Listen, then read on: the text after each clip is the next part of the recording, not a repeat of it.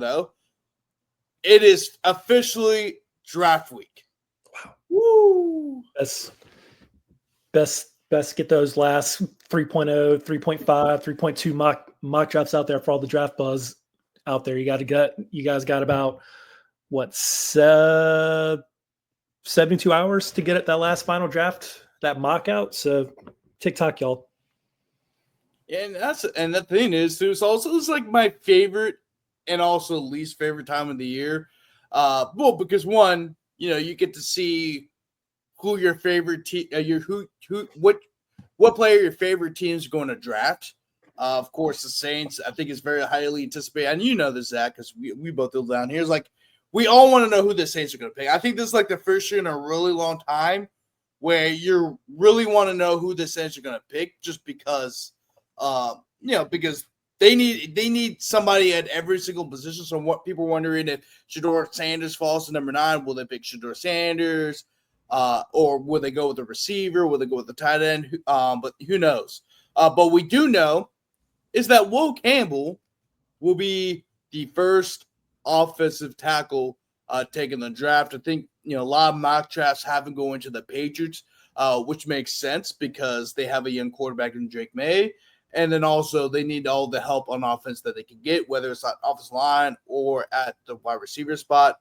Of course, Emory Jones is another guy you should watch out for. He was originally a first-round pick, but now it seems like he's probably a day two pick more and more. There's a lot of players. Kyrie Dellinger could be a late-round pick. I mean, there's a lot of players that are not a whole lot of marquee players that are like first-round talent, like let's say 2020 draft, we had Joe Burrow and Clyde and Jay Jettis, and of course next year with Jamar Chase. But this is still a decent draft because you still have Will Campbell being taken in the first round. Emory Jones may possibly sneak in the first round, but it seems more and more like he is going to be a day 2 pick, which is not bad at all. You still make a decent bit of money, and of course. Miles Frazier, Gary Dellinger, some of the other guys on the offensive line, they will probably be day 3 picks. I feel like I'm missing. Oh, Mason Taylor. Mason Taylor could be a top 50 pick, give or take. Yeah, I mean, there's a lot. There's a lot of smoke about him going very, very early in the second round. I mean, even some people might have him going to the Saints, which I hope so. Yeah. We need all the help we can get. But it's a very interesting draft per se, even on LSU's front. But Zach, what are your overall thoughts about the draft?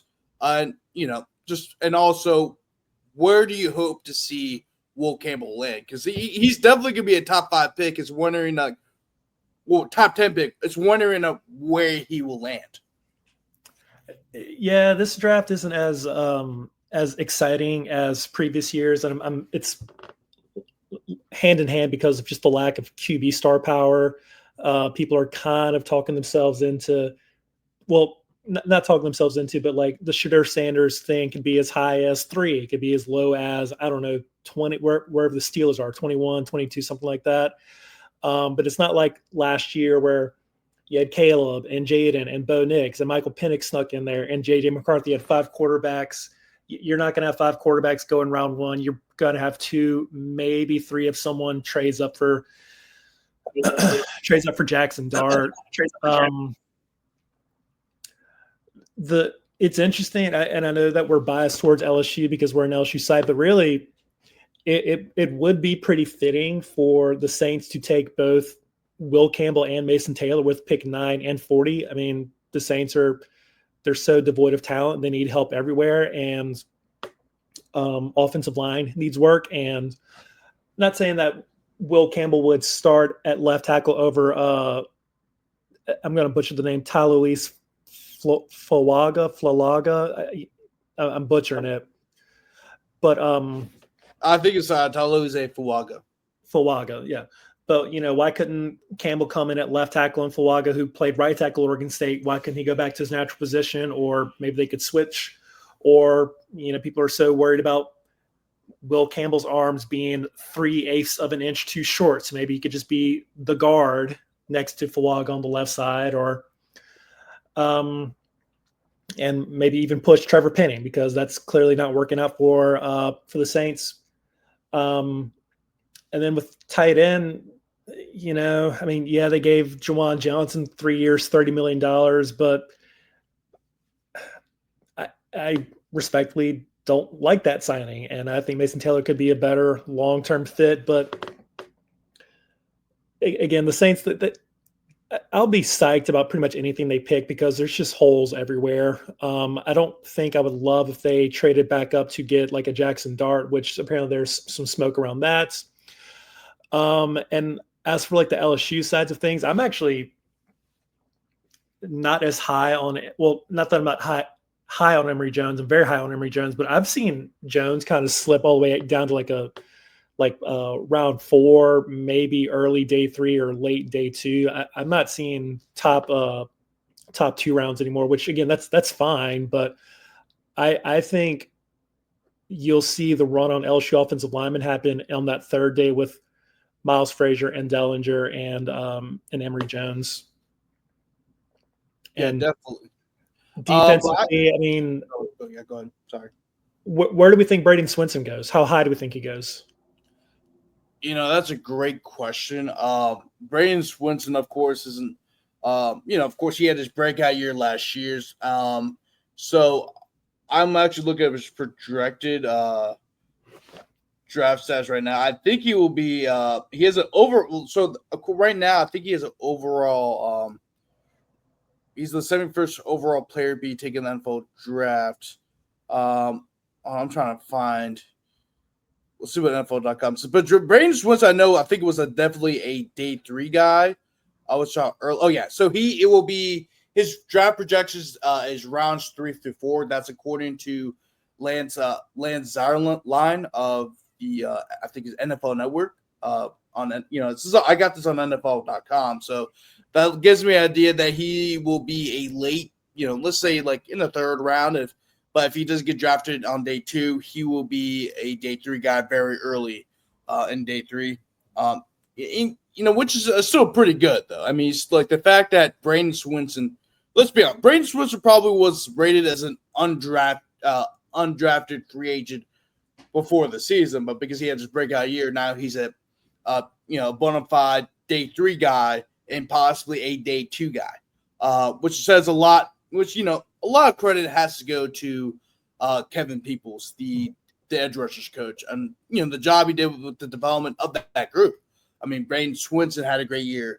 Savion Jones was much improved because the year before he didn't really have a great year, despite having 4.5 sacks as a rotational player in 2022. He had a drop off last year. This past season, I'm talking about 2024. He had a much better year. And so I think just Kevin Peoples deserves a lot of development. And you're also seeing that right now. I'm Zach. I know you've kind of been listening and reading about what happened in the spring game, but the edge rushers are legit. Now, could that be because the offensive line still has some issues to work on? Yeah, of course. But the fact that the edge rushers got 10 sacks, I know now some of it was, on the second team or 3rd team, but still 10 sacks in a spring game is a little ridiculous, which shows you that not only the guys you brought in through the transfer portal are really good, but then also the guys, the underclassmen, are getting developed as well the right way. So I think at this spot, the defensive end spot, I'm making a bold prediction. You're going to see a lot of 1st-round picks from the defensive end position from LSU, just given the development, the ongoing development in that group. Yeah, I've been seeing it all throughout the spring, and of course, I think a lot of people saw the spring game itself. I'm really excited about this group, and it really started. And Braden Swinson was kind of the guy. Braden Swinson, Savion Jones were kind of the guys that kicked it off. So it went, yeah. So it looks like he's going day 3, day 4. I don't know which team is going to draft him, because usually round 1's the one you have an idea who's going to get drafted where, but once you get past round 2, it's kind of a free for all. You kind of draft it at that point. You're drafting based off of either need or the best player available. Who are these future 1st rounders you're expecting on the defensive end? So Relaford, maybe Patrick Payton, maybe who else? I think honestly, I want to say those guys will be 1st rounders. I think they have a chance to be first rounder. I mean, Patrick Payne definitely will have a chance to be a first rounder. Jack Pyburn could possibly be a first round depending on the year he has. Just honestly, you have to go off the year he's going to have. And then Jamar Butler's played about 6 years, so I don't know if he'll be a first round type of guy, but he could be drafted. Maybe day 3, day 2, or even day 3 or even day 2. But the young guys, I mean, given how much the NFL has been changing, I could see Gabe Relaford being drafted very high. I could see Kalaj Cobbins being drafted very high. I know right now Kalaj Cobbins is more of a rotational player, but he's been improving. Like last year, you knew he was going to see some time, whether it's special teams or whatnot, because he looked really good last year. He's continued that this year. But even on the defensive line in general, just Ahmad Bro. Okay. Ahmad Bro, Dominic McKinley could definitely be first round guys, depending on how they develop over time, and of course how they compare to other defensive linemen that could possibly be drafted in that year too. I have to go through the list again, but there's a lot of really good defensive linemen, and that's the thing. You kind of a lot of riches at that spot that they may be first round guys, but they won't be rated as such because it's just a deep position. So you have to find ways to get certain people on the field. But I think any of the defensive ends have a chance to be first round picks, to be honest with you, depending on the year they have and then how they translate to the next level. Gotcha. I wasn't sure if you just mean in the immediate future or in the 27 draft, 28 draft. So I was just, since you were there and I was just wondering who caught your eye spring game wise. And that's the thing too. It's kind of the thing is, I'll give a great example. Joe Burrow. Joe Burrow was not supposed to be the number 1 overall pick going into 2019, right? He was kind of a guy who was a day 3 pick before the 2019 season, and then he exploded. And of course, the offense was a pro style offense in the sense, even though it was kind of a spread style offense. A lot of the concepts they ran were pro style. There were a lot of pro concepts in his spread offense. I mean, Joe Brady, although he wasn't the main play caller, he brought over some of the concepts they had the Saints, and they ran it to perfection. And right now, I actually pulled up this thing to kind of give you guys an idea. Where is the tab? Oh, here we go. So I'm going to show you this. Actually, I think this will kind of help us out a bit because I actually didn't write this stuff down. But Braden, so this is how it is. LSU time. This isn't completely accurate, but it gives you an idea where guys could go. Who's draft eligible? Will Campbell, we've already talked about, first rounder. Braden Swinson's a day 2 guy. Could be a day 2 guy. Most likely could be a day 3 guy, early day 3, but could definitely be drafted day 2. Mason Taylor. I forgot about Zai. Yeah, Zai could go. People forget Zai Alexander was a 2-time All-American in Southeastern before he came over to LSU, and then he still performed very well. So a lot of people forget about him. He's going to definitely be drafted more like a day 3 guy. He's 6'2", 195, 200 pounds. So, he could be drafted as well. I think he would definitely be drafted. Although I know team might be worried about, the knee injury he had. But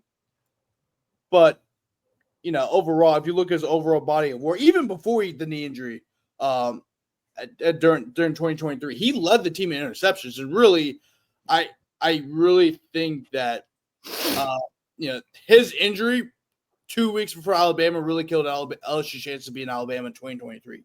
I mean, if you go back and watch the game, I mean, if he played, I'm not sure if LSU would have beaten him, but I think they would have a little bit more success stopping Jalen Burrow. Maybe not so much running, but maybe leaving guys wide open, down the field. But I mean, Emory Jones, like I already mentioned, he will be a guy. From what I've been seeing, is a day 2 guy most likely. I think that he had a drop off this year. Like before the year, he was probably gonna be a first rounder, but he just didn't have he didn't really have the best of years. I mean, he's still had a decent year, but It wasn't like a year where like, oh yeah, this guy's a bona fide first rounder. He just didn't have that, and which is crazy to think. Crazy to think about that before the season. That LSU arguably had the best offensive line in the country, but just the whole offensive. I would say they struggled because they're great. They're elite pass blockers, elite, but run blocking was kind of the issue. I think that's what kind of brought him down. Of course, you can't forget about Parrish Shand, Josh Williams. Josh Williams might be drafted, man. I'm telling you. He might be drafted. Did you see the reports that came out of the combine? Because I know you weren't there. I know he ran well. Dude, he was awesome. Yeah, and he had a really good, I know, vertical. People were talking about how good his vertical was. Dude, his vertical was insane. Like, I mean, think about this. Josh Williams is 5'8" on a good day. He's not that big of a guy. And he was jumping higher than, I think if he went through the combine, I think he would have had like the second or third highest vertical. Like he not only ran well, he's thinking like the cone drills and the shuttle drills he went off too. Like the thing about him, I remember telling somebody this before the combine. I was like, if there's somebody you expect to have a great day today, it's gonna be Josh Williams. He's like the perfect definition of a guy who is a combine warrior. I mean, he really is. Yeah, and he's such a good, he wore the 18. He's such a good guy. He's got such good character that even if he doesn't get drafted, I can see him earning, if not a roster spot, at least a practice squad spot, because he's someone that you would want to have in the locker room because he's just that good of a person. And, if there's character concerns, I'd rather take the guarantee on a guy like Williams, who even with him being a little bit older, I know the type of person that I'm getting, rather than holding my breath on maybe someone with a little bit more questionable character, Yeah, and so I actually saw a comment, but before I get to the comments a little bit, make sure to like the video. If you're on YouTube, make sure to like this video and subscribe to LSU at the Voice of College Football Network, and also click on the bell, because if you click on the bell, it will notify you whenever we release a new episode. We have a live show, you name it. So make sure to like, subscribe, and also click on the bell. Because me and Zach, we're just gonna be pumping out content as much as we possibly can. We're trying to get us back in the we're trying to get us in the algorithm so more and more people can watch our content. There's a lot of LSU accounts out there, I know, but let's like a lot. We're not all monolithic here, in the LSU Nation. We're just not. We may have some of the same takes, but we might have a different approaches to how we have those takes, like we have right now. But Akeem Baptiste, are they going to develop collage Cobbins? Well, it's just collaboration Cobbins, but I know we were talking collage Cobbins. Not much talk about him since he's been on campus. There's been look. That defensive end room is deep, and I've been there every day. Collage Cobbins looked awesome. The issue is right now he's just in a deep position group. You got 3 graduate transfers who are all going to play. On top of that, you have Gabe Rutherford coming back. You still have some great play. Like Collage Cobbins is going to get some playing time, man. He will definitely get playing time. There's no doubt about it. But I think he's going to be a guy who will contribute in different areas, special teams. He might be a situational guy. I think the good thing is about him is that, I mean, he's looked impressive throughout the spring. He looked impressive during fall camp. So I think he's going to be a guy who will get some decent amount of playing time. Maybe not a whole lot just because of the depth, but he's definitely a guy that I could see starting next season after I'm talking about the 2026 year. So I'm saying I don't think he's not. It's not like he's not playing. He's not complaining at all. It's not like the coach doesn't like him. He's impressive. It's just a very deep defensive end rotation. I mean, when we it's not that we're not talking about. It's like everyone else is also doing very good too, which shows you how great this defense can really be. I know the offense still has some work to do, and maybe so we won't know how good this team really is till September 4th. I think it is September 4th and September 5th when they go to Death Valley and play Clemson. Payne looks like Arden Key, and I'm okay with that if you can apply that kind of pressure. Oh, yeah. I'd also be okay with When that. Artie was on, Artie was unstoppable.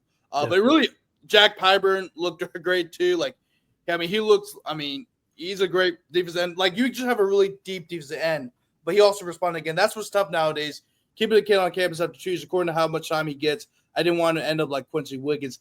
I think he's better than Quincy Wiggins. Yeah, Wiggins was just I've seen the first project. Quincy Wiggins is more of a project. You know what I'm saying? And he really didn't do anything when when I was out there for spring and fall. But when he was on LSU's roster, Kalaj Commons, on the other hand, has shown he's in the rotation. I believe he's on the second team rotation, or at least he's going to get some playing time. Because all these guys are going to leave. Like Jack Pyburn, Jamari Butler, and Patrick Payne are basically mercenaries. They're only going to be here for 1 year. So he'll definitely by next season, like this year, he'll definitely be in the mix. And I think in 2026, he will be a starter, if not a starter, a guy who will rotate in a lot. Yeah, and I don't mean to pick on Quincy Wiggins, but I'm looking at his numbers right now. He had 1 tackle last year for Colorado, and he was again just a project, and you could see the talent there was tantalizing, but wasn't he more of a basketball player coming out of it was Madison Prep, right? Yeah, I think so. And just I'm not saying that LSU whiffed on. I mean, you got to take a chance on it, but just some of these guys don't make it. That's okay, but.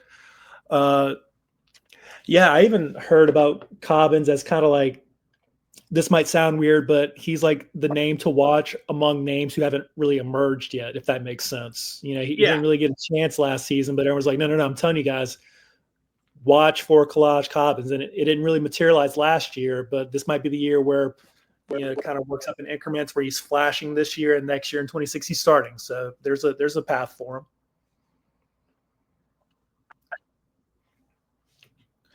And then just to keep on topic of the draft right quick, Grant, if we're doing this experiment, or let's project to next season, it's April 21st, 2026.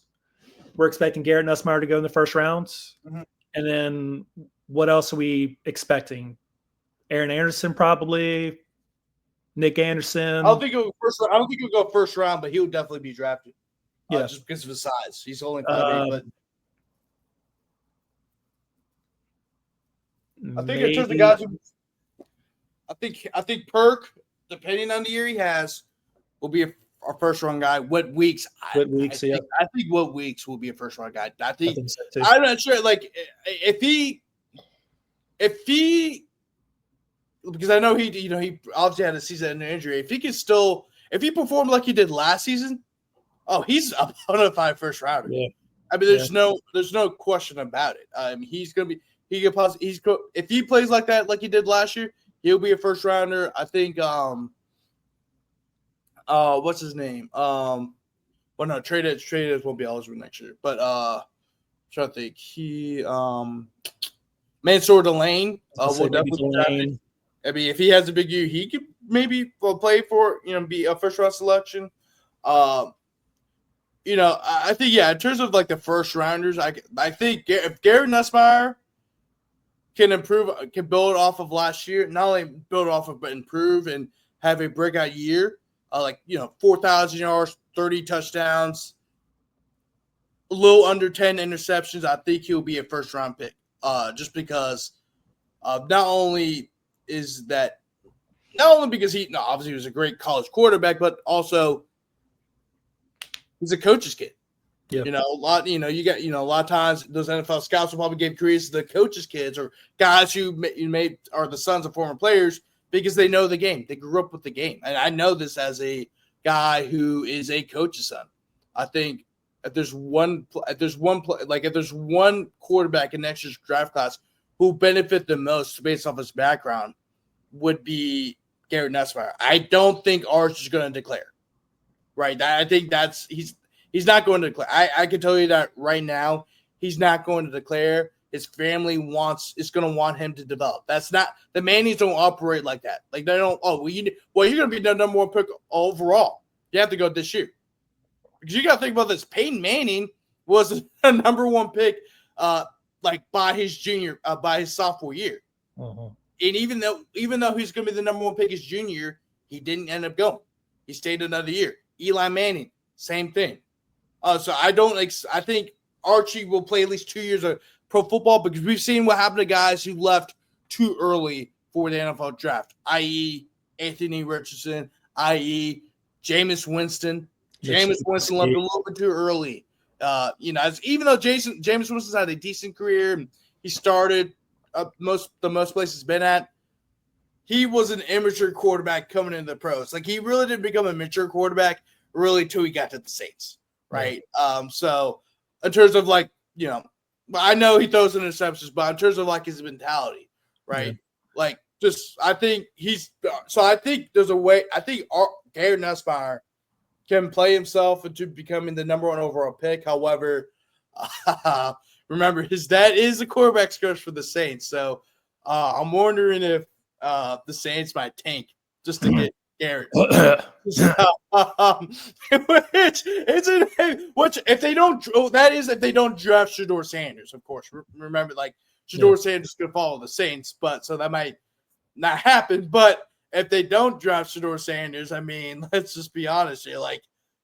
If Garrett's in the first round, the Saints are drafting him, man. They're gonna do whatever they can to make sure he's wearing blocking gold. And so we think next.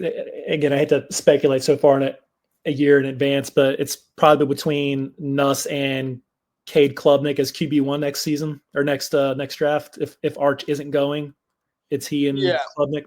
Okay, I think so. Yeah, if Klubnik has a year like he did last year, I think so.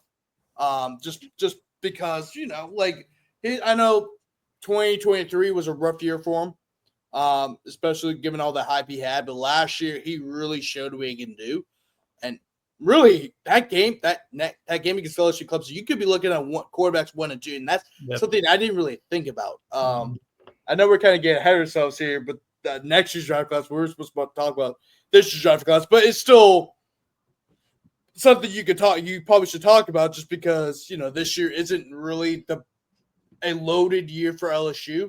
You only have one elite prospect and a bunch of guys can be drafted in day 3. And Mason Taylor is definitely be a day 2 guy.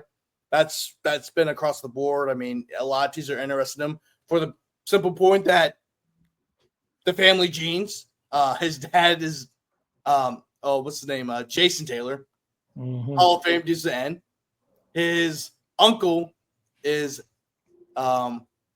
Zach Thomas. Hall of Fame linebacker. And his mom also, I think his mom also was a swimmer too. He's got crazy athletic genes, and he's also had family members that are inducted to Canton, right? So, by default, I think he's going to be drafted day 2. I don't think he's a day 1 guy. There's a slight chance it might be a first-round guy, but from what I've been seeing across mock drafts all across the board is that he'll be a day 2 guy.